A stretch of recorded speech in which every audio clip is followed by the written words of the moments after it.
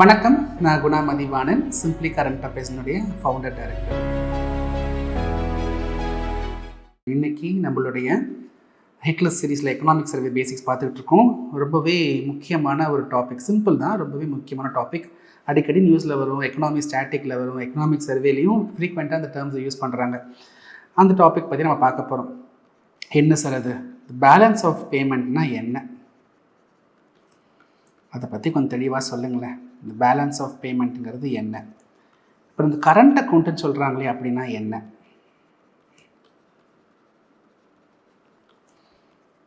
இந்த கேபிட்டல் அக்கௌண்ட்டுன்னு சொல்கிறாங்க இல்லையா, அப்படின்னா என்ன? இந்த டாபிக்லாம் நம்ம டிஸ்கஸ் பண்ண போகிறோம். இது எல்லாமே ஒரு மாதிரி இன்டர் கனெக்டட் டாபிக் தான், சரிங்களா? ஸோ ஃபஸ்ட்டே ஆரம்பிக்கலாம். Balance of payment. நான் சொல்கிறது அப்படியே கொஞ்சம் எழுதிக்கோங்க. Balance of payment is a systematic record of all the transaction which we do with the outside world. It is a systematic record of all the transaction which we do with the outside world. நம்ம India மற்ற நாடுகளோட பண்ணுற transaction இருக்குல்ல, அது சிஸ்டமேட்டிக்காக நம்ம note down பண்ணுறோம் பாருங்கள், அதுதான் இந்த balance of payment. Right? For example, நான் இம்போர்ட் பண்ணுறேன், நோட் பண்ணிக்கணும். எக்ஸ்போர்ட் பண்ணுறேன், நோட் பண்ணிக்கணும். நான் இங்கேருந்து அமெரிக்காவுக்கு டூருக்கு போகிறேன், நோட் பண்ணிக்கணும். அங்கேருந்து இங்கே டூருக்கு வராங்க, எவ்வளோ செலவு, அந்த டிரான்சாக்ஷன் நோட் பண்ணிக்கணும். நான் அங்கேருந்து மைக்ரோசாஃப்ட் பில்கேட்ஸ் வந்து இங்கே இன்வெஸ்ட் பண்ணுறாங்க, நோட் பண்ணிக்கோங்க. நான் போய் அங்கே இன்வெஸ்ட் பண்ணுறேன், நோட் பண்ணிக்கோங்க. எல்லாமே. நான் போய் அமெரிக்காலேருந்து கடன் வாங்குறேன், நோட் பண்ணிக்கோங்க. ஸ்ரீலங்கா இந்தியா கிட்டேருந்து கடன் வாங்குது, நோட் பண்ணிக்கோங்க. இது எல்லாத்தையும் நோட் பண்ணுவோம், எல்லாம் நோட் பண்ணுவோம் சிஸ்டமேட்டிக்காக. இந்த பேலன்ஸ் ஆஃப் பேமெண்ட் கீழே 2 ஹெட்டிங் இருக்குது. அந்த 2 ஹெட்டிங் தான்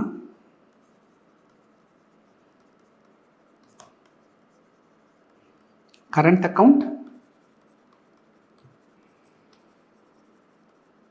கேபிட்டல் அக்கவுண்ட். இந்த கரண்ட் அக்கவுண்ட்டுக்குள்ளே பார்த்தீங்கன்னா ஒரு 2 ஹெட்டிங் இருக்குது. ஒன்று பார்த்தீங்கன்னா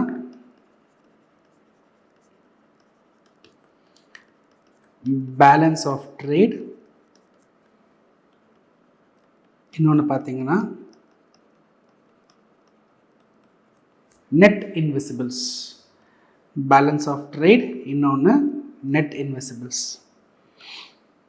இதை நீங்கள் பேலன்ஸ் ஆஃப் ட்ரேட்குள்ளே பார்த்தீங்கன்னா உங்களுக்கு எக்ஸ்போர்ட் இம்போர்ட் ஆஃப் கூட்ஸ் இருக்குங்க. நெட் இன்வெஸ்டிபிள்ஸில் பார்த்தீங்கன்னா இதுதான் மெர்கன்டைஸ் ட்ரேட். மெர்கன்டைஸ் ட்ரேட்னா ஒன்றும் இல்லை, கூட்ஸ் ட்ரேடு தான் மெர்கன்டைஸ் ட்ரேட்னு சொல்லுவாங்க, வாங்கி விற்கிறது.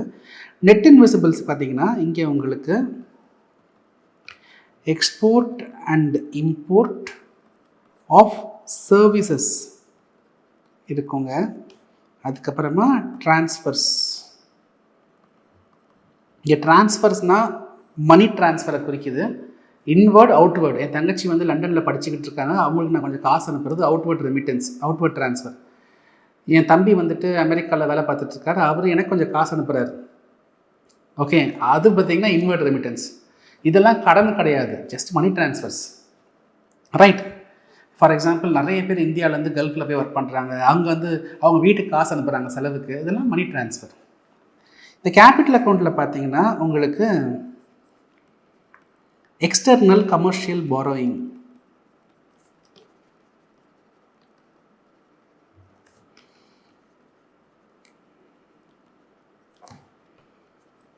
FDI,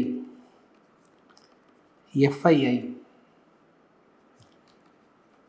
NRI deposit, trade credit, இந்த மாதிரி நிறையா இருக்குது. நம்மளுக்கு இது போதும் இப்போதைக்கு, சரிங்களா? இந்த 2த்துக்கும் நம்ம ஒரு சின்ன ஒரு க்ளூ இருக்குங்க, இதை எப்படி ஞாபகம் வச்சுக்கிறதுன்னு. இந்த கரண்ட் அக்கௌண்ட்டில் இருக்கிறது எல்லாமே 1 way டிரான்சாக்ஷன், இந்த கேபிட்டல் அக்கௌண்ட்டில் இருக்கிறது எல்லாமே 2 way டிரான்சாக்ஷன். நம்ம பப்ளிக் ஃபைனான்ஸ் சாப்டரில் பார்த்துருக்கோம். அது பட்ஜெட் நடத்தும் போது நான் உங்களுக்கு சொல்லியிருப்பேன், உங்களுக்கு ஞாபகம் இருக்குங்களா? இந்த மாதிரி ரெவென்யூ பட்ஜெட்னா 1 way டிரான்சாக்ஷன், கேபிட்டல் பட்ஜெட்னா 2 way டிரான்சாக்ஷன். சேம் லாஜிக் பாருங்கள். 2 way transaction. External commercial borrowing, நான் கடன் வாங்கினா திருப்பி தரணும், நான் கடன் கொடுத்தா திருப்பி வரும். ரெண்டுமே தான் இந்த எக்ஸ்டர்னல் கமர்ஷியல் borrowingல இருக்கும். எஃப்டிஐ வெளிநாட்டிலிருந்து இங்கே முதலீடு பண்ணுறாங்க, உள்ளே வருது, அதை விற்றுட்டு காசு எடுத்துகிட்டு போகலாம். டூ வே, ரெண்டுமே எஃப்டிஐ எஃப்ஐஐ. என்ஆர்ஐ டெபாசிட் வேறு, மணி ட்ரான்ஸ்ஃபர் வேறு. என் ஃப்ரெண்டு கிஷோர் வந்துட்டு அமெரிக்காவில் இருக்கான். அவன் என்ன பண்ணுவான்னா காசு சம்பாதிக்கும் போதெல்லாம் இங்கே எஸ்பிஐயில் ஒரு 3 வருஷத்துக்கு எஃப்டி போட்டு வைப்பான். போட்டு எஃப்டி மெச்சூர் ஆன பிறகு அதை எடுத்துகிட்டு போயிடுவான். இது என்ஆர்ஐ டெபாசிட். பணம் உள்ளே வருது, பணம் வெளியே போகுது. Two way transaction. இதுவுமே ஒரு வகையான லோனு தான். ஷார்ட் டேர்ம் ட்ரேட் லோன்பாங்க. லோன்னாலே உள்ள வாங்குகிறோம், திருப்பி தரோம். டூ வே.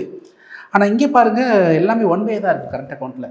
நான் எக்ஸ்போர்ட் பண்ணால் அதுக்கு காசு வரும். அந்த காசு திருப்பி கொடுப்பேன்னா என்ன? கொடுக்க மாட்டேன். நான் இம்போர்ட் பண்ணால் நான் காசு தரணும். அந்த கொடுத்த காசு திருப்பி வருமா என்ன? திருப்பி வராது. ரைட்டுங்களா? இங்கெல்லாம் ஒன் வே ட்ரான்ஸ்ஃபர். நான் என் தங்கச்சி படிப்புக்கு காசு அனுப்புகிறேங்க, அதில் கடனா என்ன? கிடையாது இல்லையா? ஸோ இதெல்லாம் ஒன் வே டிரான்சாக்ஷன். சரி, இந்தியாவில் பார்த்தீங்கன்னா இந்த கரண்ட் பேலன்ஸ் ஆஃப் ட்ரேடுங்கிறது, இந்த பேலன்ஸ் ஆஃப் ட்ரேடுங்கிறது இந்தியாவில் பார்த்தீங்கன்னா ஒரு மாதிரி அன்ஃபேவரபிள் சிச்சுவேஷன் தாங்க. டெபிசிட் கண்டிஷன் தான். அதாவது நம்மளுடைய இம்போர்ட் ஆஃப் கூட்ஸ் வந்துட்டு எக்ஸ்போர்ட்டை விட ரொம்ப ஜாஸ்தி. இந்த நெட் இன்வெசிபிள்ஸ் பார்த்தீங்கன்னா நம்மளுக்கு ஃபேவரபிளுங்க, நல்லாவே ஃபேவரபுளாக இருக்கும். சர்ப்ளஸ். ஏன் சர்ப்ளஸ்னால், இங்கே பாருங்கள், நம்ம இந்த எக்ஸ்போர்ட் தான் ரொம்ப ஜாஸ்தி. அதே மாதிரி உள்ளே வர இன்வெர்ட் ட்ரான்ஸ்ஃபர் தான் ரொம்ப ரொம்ப ஜாஸ்தி, அவுட்வேர்ட் வெளியே போகிறத விட. ஸோ இங்கே சர்ப்ளஸ் இருக்கும். சரி, இப்போ ஒரு பக்கம் டெபிசிட், இன்னொரு பக்கம் சர்ப்ளஸ். கரண்ட் அக்கௌண்ட் நம்ம சொன்னோம்னா இந்த பேலன்ஸ் ஆஃப் ட்ரேடையும் நெட் இன்வெசிபிளையும் ஆட் பண்ணணும். இதை ஆட் பண்ணால் கூட இந்த கரண்ட் அக்கௌண்ட் பார்த்தீங்கன்னா இன்னைய சூழலில் அன்ஃபேவரபிள் தாங்க. இன்னைய சூழலில் இங்கேயுமே டெபிசிட் பற்றாக்குறை கண்டிஷன் தான். இன்றைக்கி சூழல்லையுமே அது ஒரு டெபிசிட் சிச்சுவேஷன் தான் கரண்ட் அக்கௌண்ட். கேபிட்டல் அக்கௌண்ட் பார்த்தீங்கன்னு வச்சுக்கோங்களேன், உங்களுக்கு ஓவராலாகவே உங்களுக்கு ஒரு ஃபேவரபிள் சிச்சுவேஷன் கொடுத்துருங்க.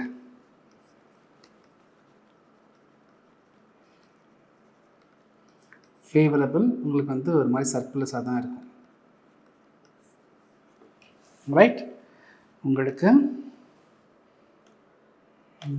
அது சர்ப்ளஸ் சிச்சுவேஷன் தான் கொடுக்கும்.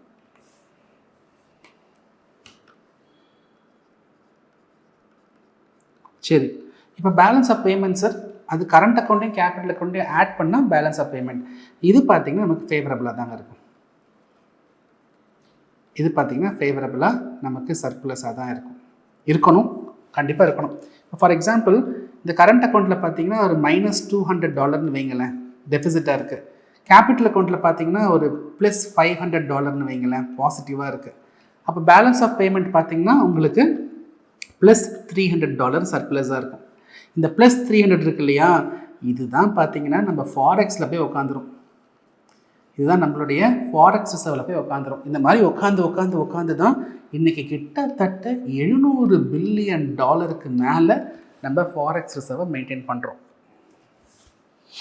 ரைட்? இந்த ட்ரெண்டை புரிஞ்சுக்கோங்க. பேலன்ஸ் ஆஃப் ட்ரேட் நமக்கு அன்ஃபேவரபிள் ஆகும், நெட் இன்வெசிபிள்ஸ் நமக்கு சர்ப்ளஸ் ஆகும், கரண்ட் அக்கௌண்ட் பார்த்தீங்கன்னா நமக்கு டெபிசிட் ஆகும், கேபிட்டல் அக்கௌண்ட் பார்த்தீங்கன்னா உங்களுக்கு ஓவராலாக ஒரு வருஷ கடைசியிலேருந்து நம்ம பார்க்கணும் சர்ப்ளஸ் ஆகும்.